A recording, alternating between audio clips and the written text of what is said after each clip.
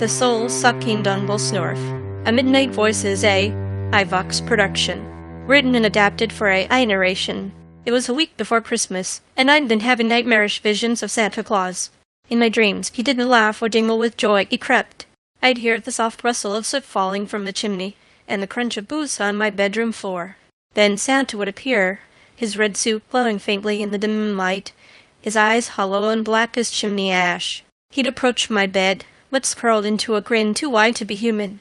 Then came the fangs. Frozen in my dream, I could feel him bending close, his breath reeking of cold metal and cinnamon. When his fangs pierced my throat, I felt a strange ecstasy mixed with terror.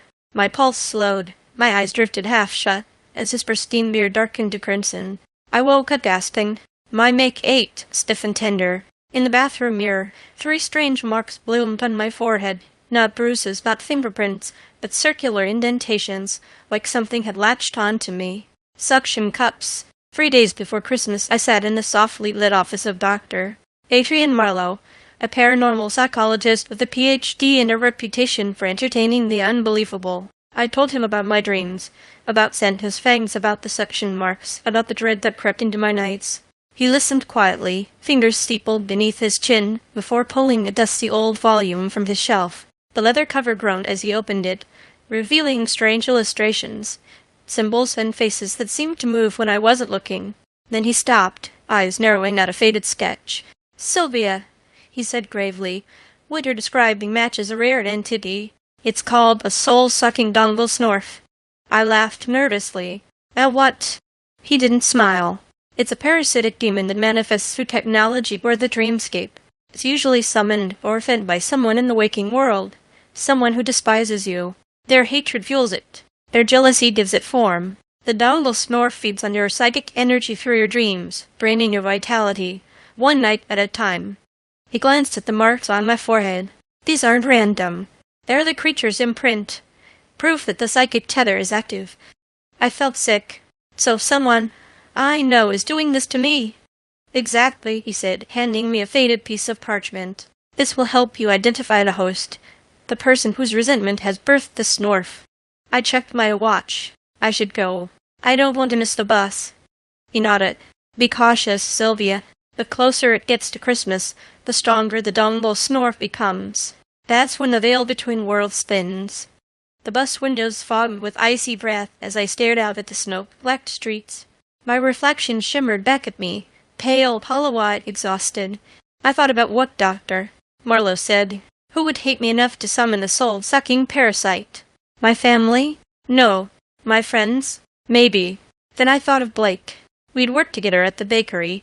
I was the lead cake decorator, and he was fresh out of culinary school, full of envy and nervous ambition. Every time the boss praised my work, Blake's smile tightened. He tried to outdo me once, but his icing collapsed into a sugary mess. When he was fired, he didn't take it well. I still remember him glaring at me as he packed his things. Before leaving, he vandalized my last cake, a deli Santa with bright red cheeks, by scratching fangs into his face. At the time I thought it was childish revenge. Now I wasn't so sure. That night I dreamt again. I was back in the bakery, the scent of vanilla and blood in the air. The mixer whirred by itself.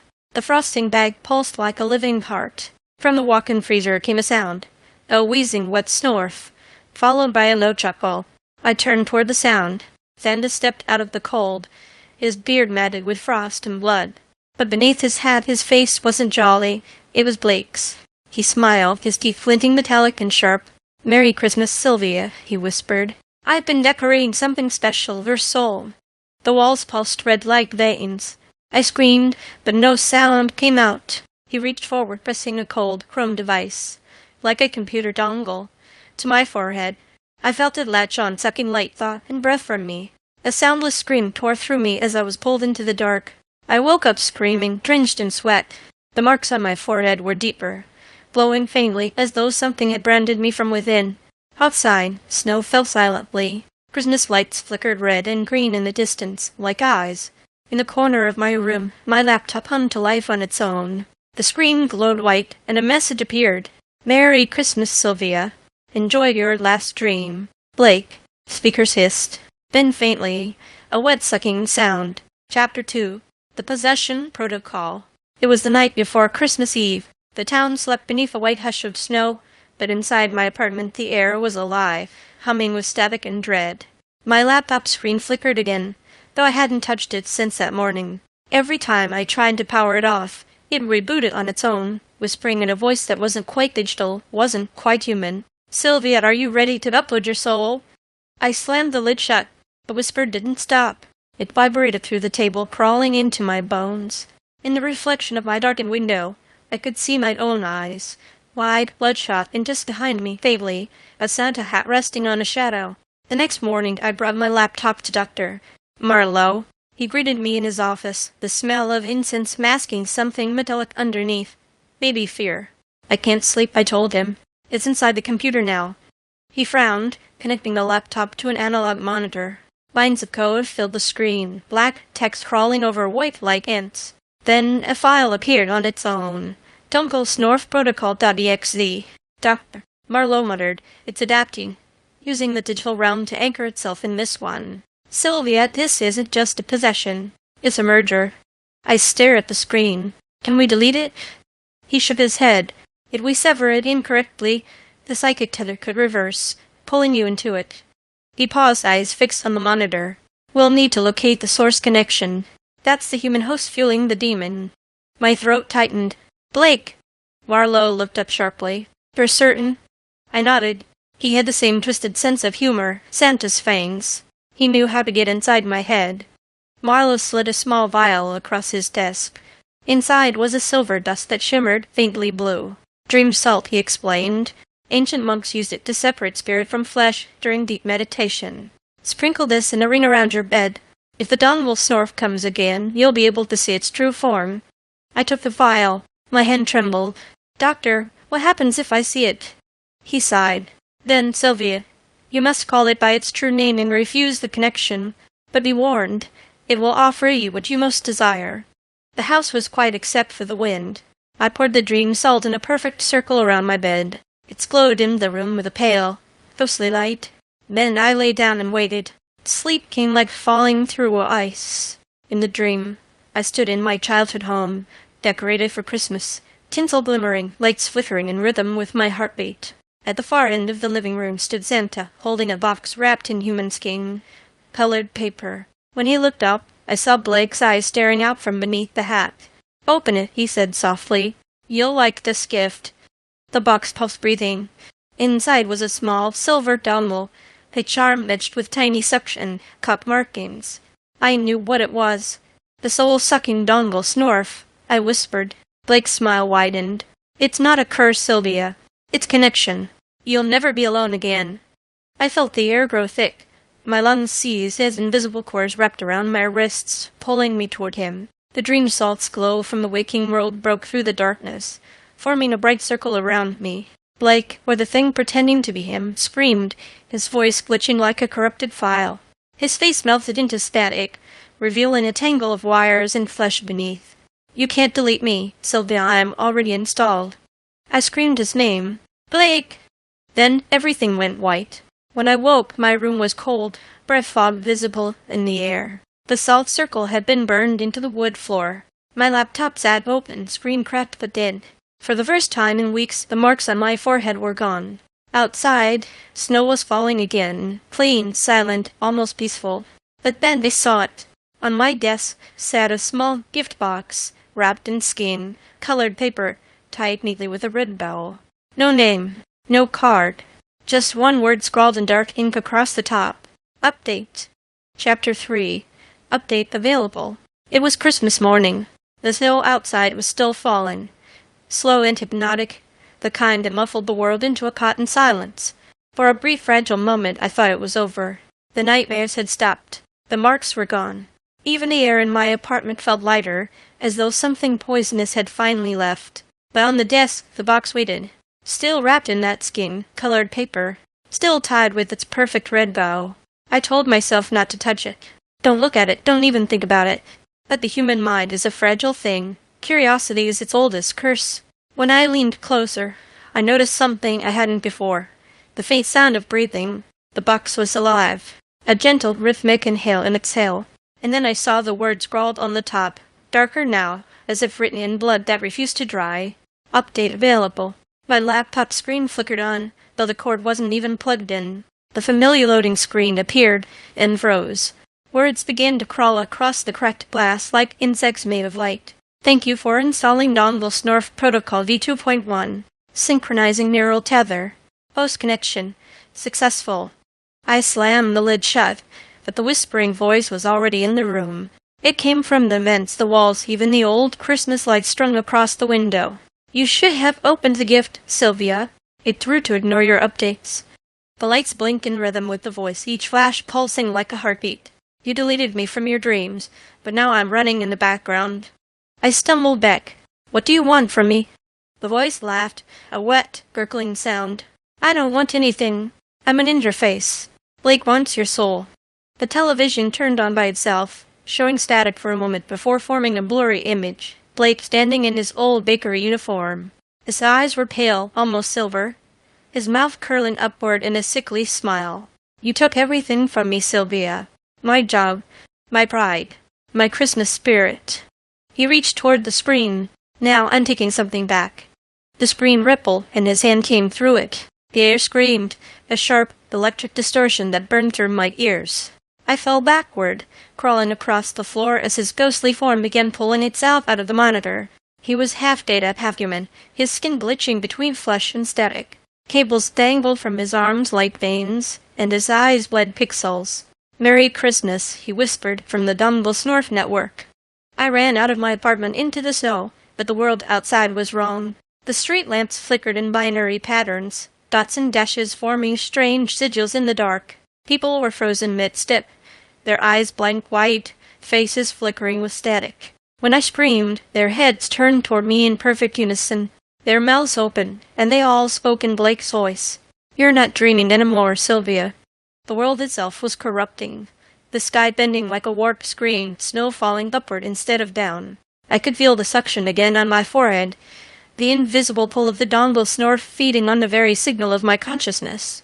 I ran until I collapsed in the snow, gasping. Somewhere behind me, Blake's laughter echoed through the wind, mechanical and hollow. Then I saw it, high above the twisted sky, a single bright star flickering red and white, like a corrupted satellite. The same star that hung over the bakery window every Christmas. The same one I had iced onto my cakes for children to smile at. I whispered to it through tears. Please, help me. The star blinked. Once. Twice. Then, for the briefest moment, the static cleared. I heard Dr.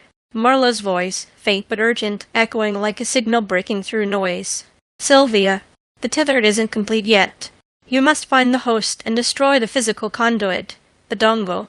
If it stays connected past midnight. The voice cut off. Midnight. Christmas Day. The deadline.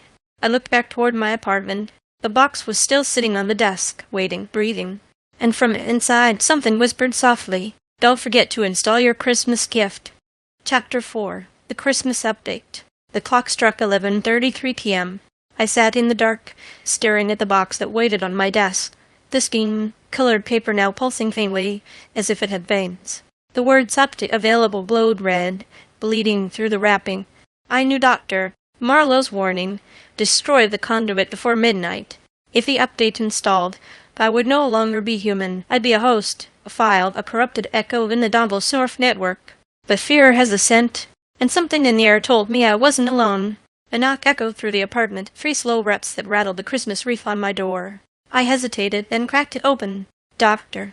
Marlowe stood there, or what looked like him. His face was pale, his eyes jittering like a bad video feed. For a heartbeat I saw the real man behind the static, terrified, desperate, before the distortion swallowed him again. Doctor? I whispered. He stepped inside, the temperature dropping instantly. His voice glitched. Silvia, the conduit must be destroyed. He raised a trembling hand. It's in the box. Don't touch it directly. Burn it. Now. I turned to grab the fireplace poker, but when I looked back, Marlowe was gone. In his place stood Blake, smiling through a halo of flickering snow. You invited me in, Silvia. The lights exploded into static. The room shifted, walls bending, furniture melting into data streams that bled upward like smoke. Blake's shadow expanded across the floor, splitting into several jagged forms, each with glowing suction, cup fingers. All I wanted was a little recognition. But you took everything. My career. My reputation. You made me a ghost." He grinned, eyes gleaming like silver code. "Now I'm the one writing your story." I stumbled back toward the box. It was shaking violently, the paper peeling away on its own. Beneath the wrapping was a black dongle etched with pulsating runes. The Soul Sucking Dongle Snorff in its true form. A whisper filled the air, dozens of voices layered together like corrupted carolers. Installing. I lunged for the poker and swung. The tip struck the box. Sparks flew, but instead of breaking, the dongle absorbed the impact.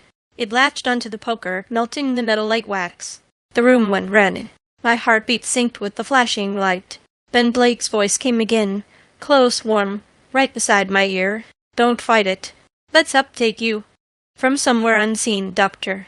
Marlowe's voice cut through the static, louder this time, urgent, commanding. "Sylvia, I'm inside the network, fighting the code from within.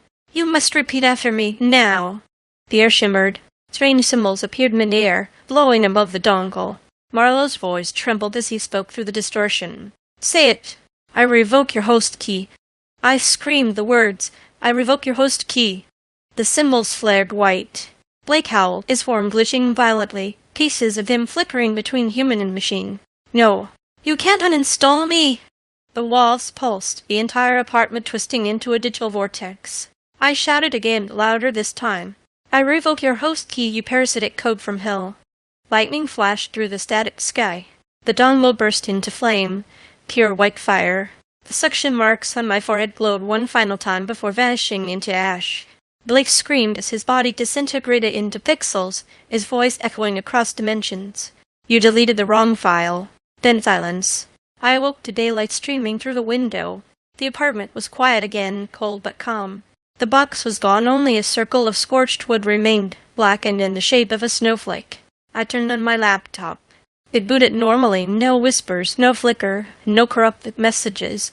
Just one notification glowing softly at the corner of the screen. "System restore complete."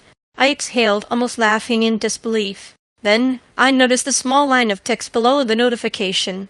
"Thank you for choosing Dongle Snorff Protocol. Version 3.0 will install automatically next Christmas."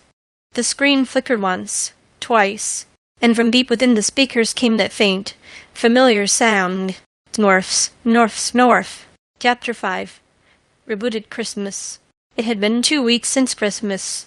The city thawed under a dull gray sky, but something in the air still felt off, as if the snow had melted but left behind a residue of code. Every night, when I closed my eyes, I could still hear it, that faint, rhythmic whisper in the dark. Snorff. I kept telling myself it was trauma, a leftover echo. But trauma doesn't send you emails. On January 8th, a new message appeared in my inbox. No sender. No subject. Just a single attachment named holidayoptic.ppt. I hovered over it for a moment, heart pounding. Then the cursor moved on its own, clicking the file. The screen filled with green code scrolling faster than I could read. Then a sentence appeared in the center of the screen. "Welcome back, Sylvia.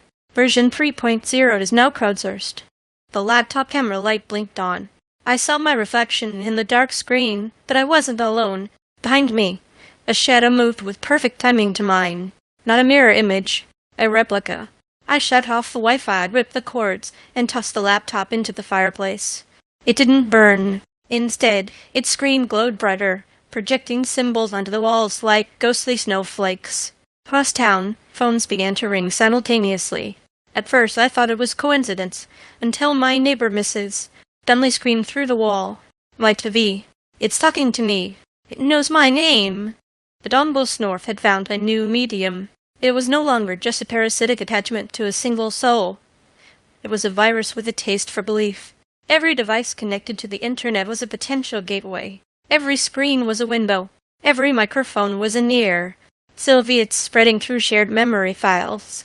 People forwarding videos, audio clips, holiday messages. Each contains a fragment of the Dongle Snorff's code. It's replicating itself through emotion. Fear, jealousy, guilt, any negative current it can feed on. "Can we stop it?" I asked. "Not entirely, but we can starve it. Don't feed it attention. Don't share it. The moment you believe in it again, it reinstalls. His signal faded, leaving behind the soft pop of an old record needle. That night, I set up my recorder for Midnight Voices, determined to tell the world what had happened. Maybe if I shared it as fiction, people would listen without believing. Maybe that was the only safe way to speak. I hit record. My voice shook as I spoke. This is Silvia Vale from Midnight Voices iVox. If you're hearing this, remember, don't click anything that wishes you a Merry Christmas from Dongle Snorff Inc. Unplug your devices after midnight. And if you hear breathing through your speakers, I pause. The air in the room went still. Snorfs, Snorfs, Snorf. It means it's already listening. A new voice hosts Midnight Voices iVox now. Warm, calm, familiar. Listeners say the narrator sounds just like me. Before each episode ends, there's a soft whisper beneath the music, barely audible, unless you wear headphones. Update installed. Merry Christmas. Chapter 6. The Silent Patch. This recording is part of the post-incident analysis on the Midnight Voices anomaly. File designation The Silent Patch. All findings are confidential until verified by the Paranormal Cyber Forensics Division. It has been 1 year since the last known broadcast of Midnight Voices iVox. Host Silvia Vale vanished on December 24th at 11:59 p.m., the exact moment her transmission abruptly cut to static. Investigators recovered fragments of her final upload from multiple servers. Each file bore the same metadata signature. Dongle Snorff Update 3.1 patch. But here's the strangest part. The patch was not traceable to any IP, address, server farm, or known network.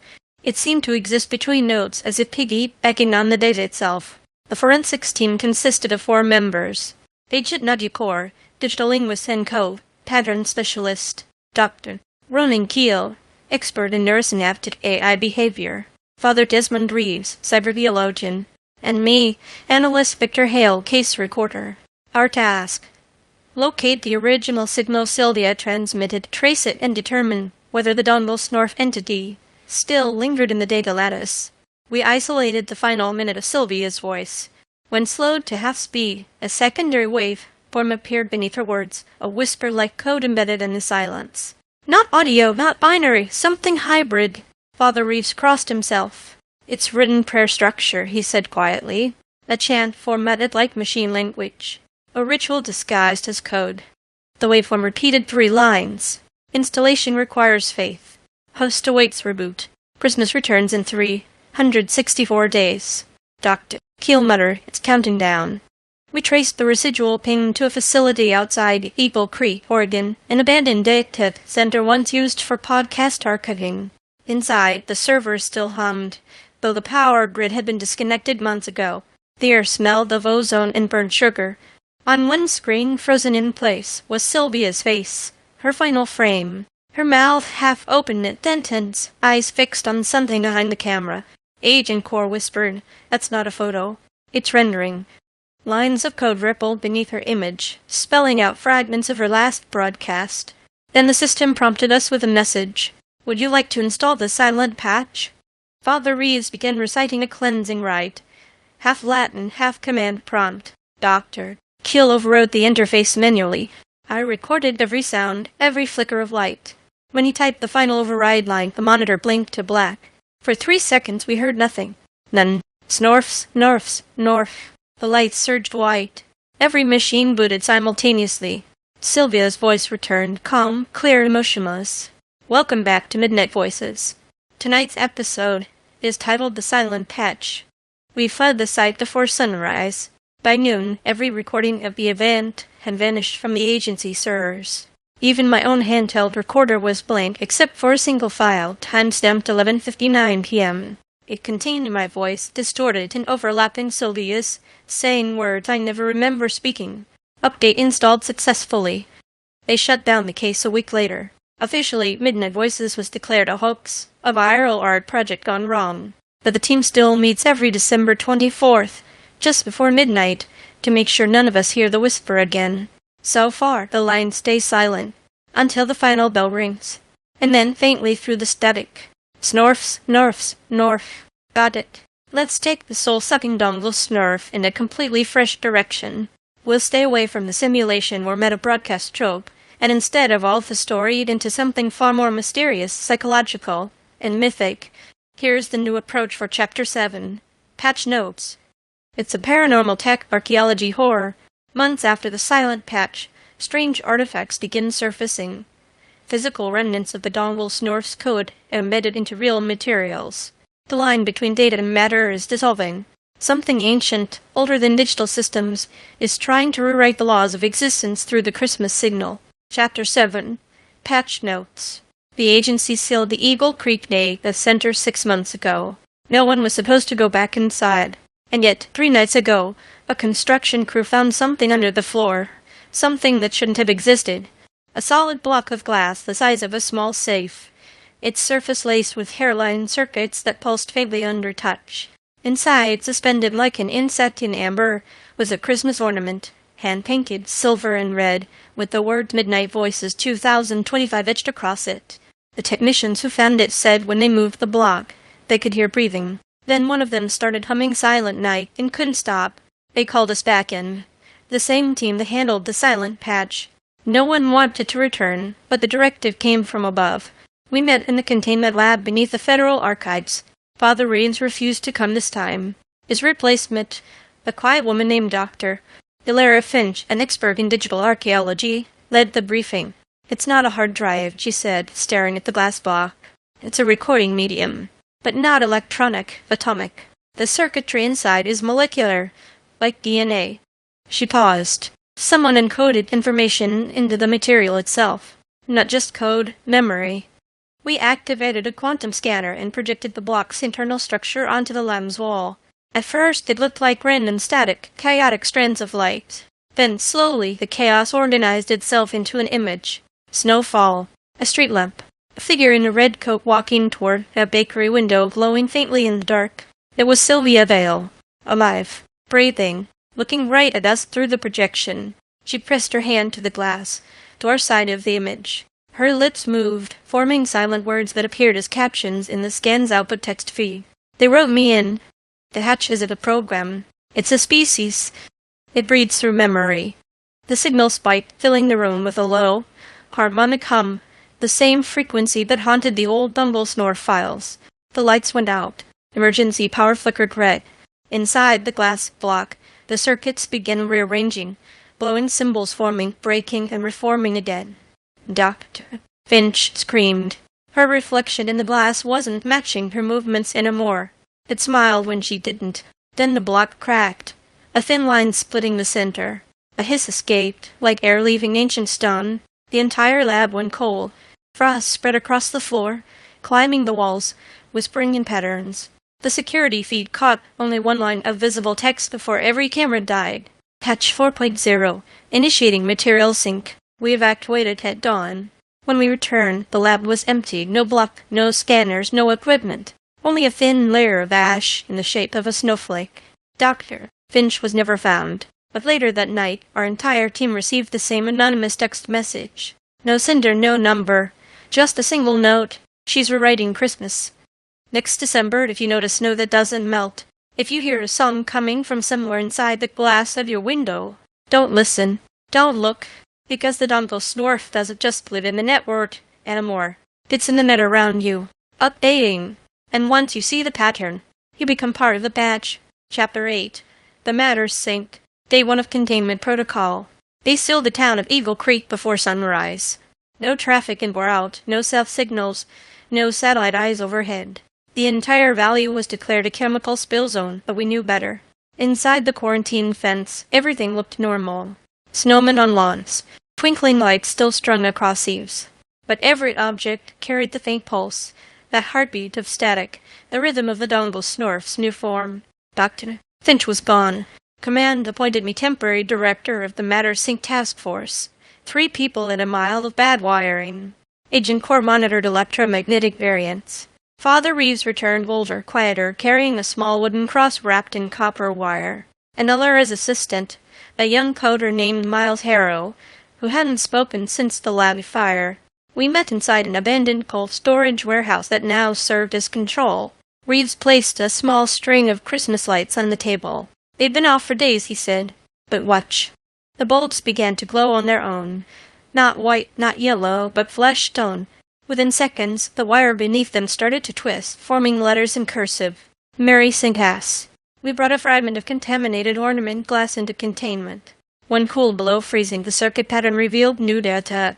Coordinates, timestamps, there's something that looked like a prayer written in machine syntax. Miles whispered, "It's building a map." Each infected object wants to reassemble the original shape, the block we destroyed. If it succeeded, the patch would finish syncing physical matter with its digital memory, turning the entire town into a living archive. We had until midnight. At 10 p.m., Cor and I traced the pulse to a Christmas tree farm at the edge of town. Rows of evergreens shimmered under floodlights, each tree hung with ornaments that swayed though the wind was still. As we moved closer, the ornaments began to hum. A harmony built from hundreds of tiny glass throats. In the center of the grove stood a single tree taller than the rest, crowned with a star that wasn't gold or silver but mirror black. The hum deepened. "Our radios died," Cor whispered. "The sync point is here." Father Reeves joined us carrying the prototype null-field generator, the cube the size of a lunchbox, wrapped in neat mesh and scripture. He knelt in the snow, pressing a palm against the frozen ground. "Once we start it," he said, "no signal gets in or out, not even prayers." We nodded. He activated the generator. A sphere of absolute silence expanded outward. Every ornament cracked at once, a sound like 1,000 hearts stopping. Light bled from the cracks, evaporating into cold mist. For a moment, Eagle Creek was utterly still. Then came a single exhale through every speaker, every radio, every breath. "Snorffs, Snorffs, Snorff." Reeves shouted, "Hold the seal!" Cor's hands bled from the cold, but she kept the field stable until the pulse faded. When the silence returned, the black star had fallen from the tree. Inside its fractured shell, we found a human fingerprint, burnt into glass. Dr. Finch's. They reinforced the perimeter with concrete and salt. The government declared the containment successful. But sometimes, when night falls quiet enough, the air over Eagle Creek vibrates, just slightly, as though the town itself still breathes. Miles has begun talking again, though only one sentence over and over. The patch learns from quarantine. We left the generator buried beneath the main tree. If it ever fails, we'll hear the hum first. And when we do, we'll know the Dongle Snorff isn't dead, just waiting for the next Christmas to sink. Chapter 9. The Dormant Field. January 17. Containment Day 24. My name is Miles Harrow. I'm the only one left inside Eagle Creek. They said the field had to stay meant someone to monitor the null generator in case it failed. They promised rotations, radio, contact, warm meals. No one ever rotated in. The radios haven't made a sound in 11 days. The generator hums beneath the snow, steadied as a buried heart. Its tone used to comfort me, proof the world still held a rhythm. Now the hum changes pitch when I think about leaving. It rises, almost pleading. Sometimes I wonder if it hears me. I have started keeping notes on its voice. Low hum equals neutral. Mid hum equals listening. High hum equals remembering. I don't know how something mechanical remembers, but I swear it does. Last night, I heard footsteps outside the control cabin. When I'd opened the door, there were no prints in the snow, only small circular indentations, 3 in a row, like suction cups. The air smelled of copper and pine. Then the lights flickered exactly once, and the hum dropped into silence for 3 heartbeats. During those seconds, I heard a whisper from beneath the floor. Version 5.0 will restore the host. When the hum returned, I realized I had bitten through my lower lip. Days blur. I sleep in 20. Minute shifts, eat cold rations, write the same entry again and again because the paper keeps erasing itself overnight. Every morning I find faint words pressed into the margins, indentations from an invisible hand. Don't leave me here. Update pending. The marks follow the curve of my handwriting, as if someone or something shares the same motor memory. At dusk I saw a figure beyond the fence line. Tall, still, haloed by the reflection of the perimeter lights. The silhouette wore a lab coat stiff with frost. "Iller?" I whispered. It lifted one arm slowly and pointed toward the center of the field where the main tree once stood. Then it folded back into the snow like a projection dissolving.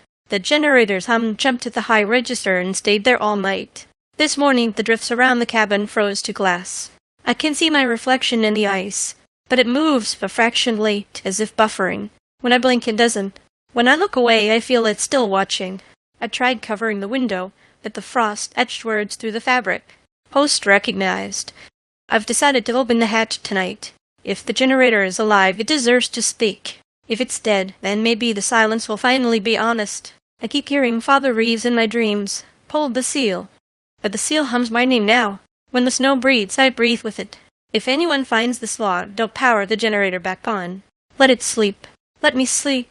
Transmission ends. Chapter 10. Field Noise. Recovery Log. Eagle Creek Null Zone. Lead Tech, Dana Mercer. Date, February 12.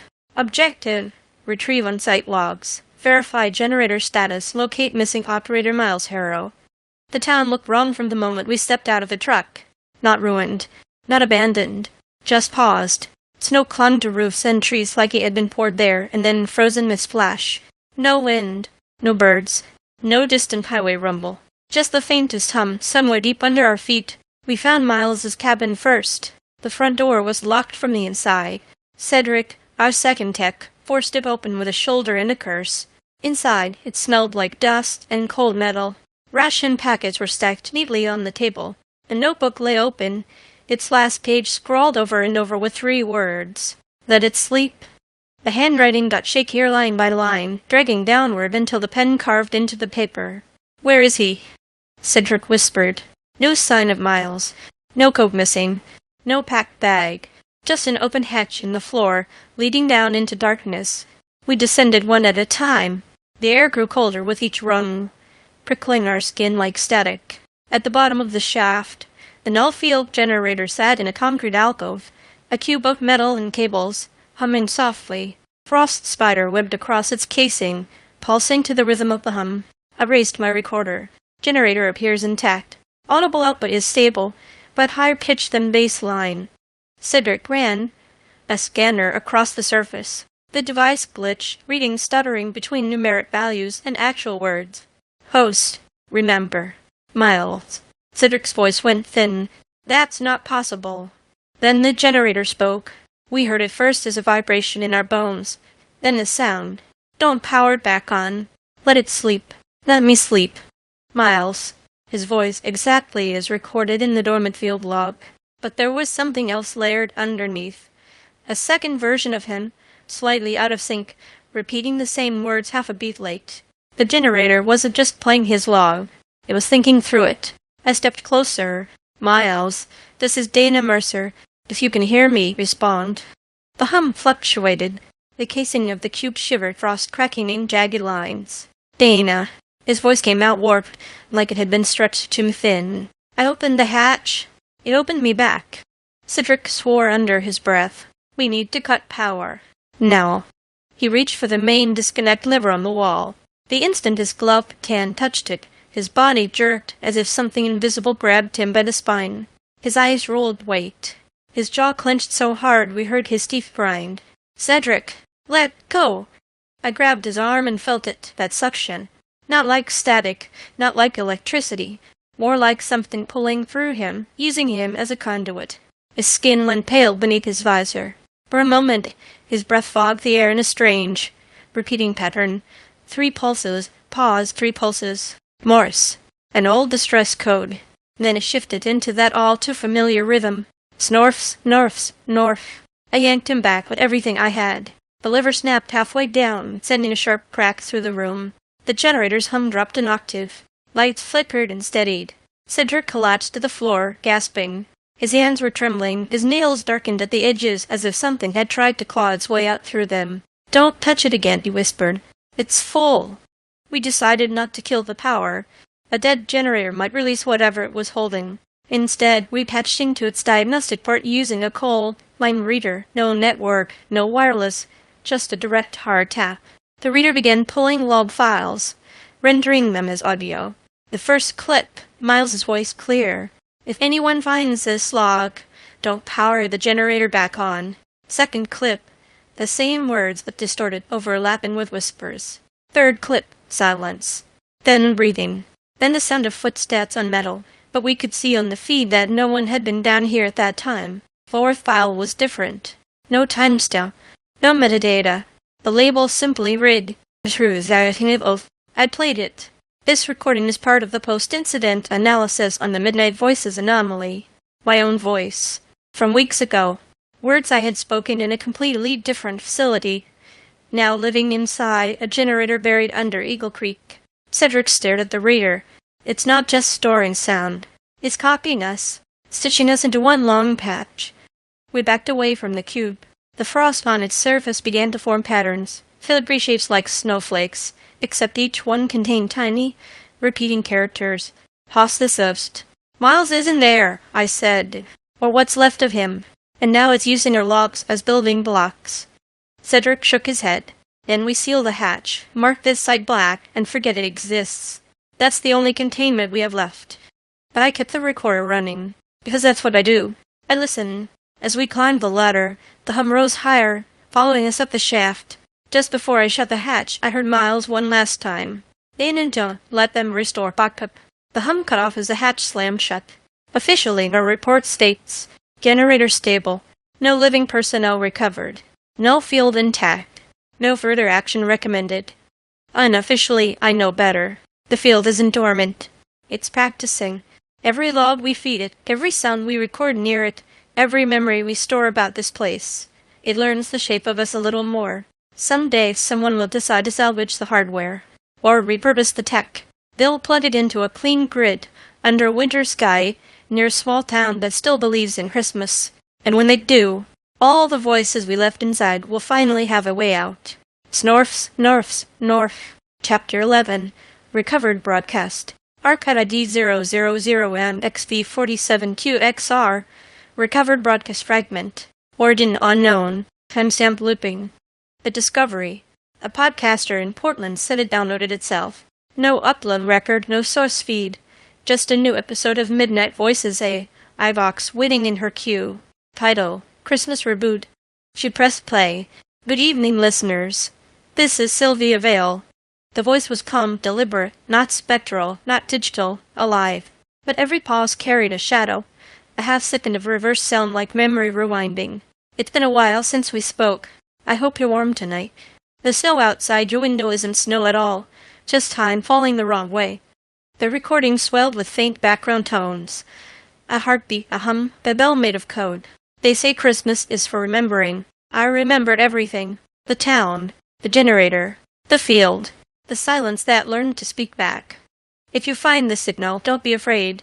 It's only a recording of how we loved our machines too much. How we taught them to listen, and they taught us to echo. Miles is quiet now. Dana's voice fades between frequencies. The generator still hums under the snow, dreaming of warm hands and cold stars. She paused, the silence thick enough to feel. Then, softly, we weren't consumed. We were preserved. Every fear, every hope, every Christmas song, saved as a patch so no one would forget us. If you hear this on a winter night, light a candle. Set it near the window. The reflection you see is not your own. It's us watching the world move on.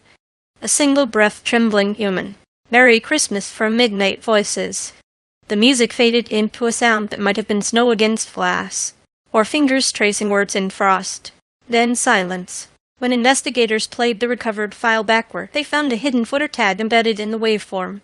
Not words, but a heartbeat pulse. It spelled in binary rhythm. You did complete.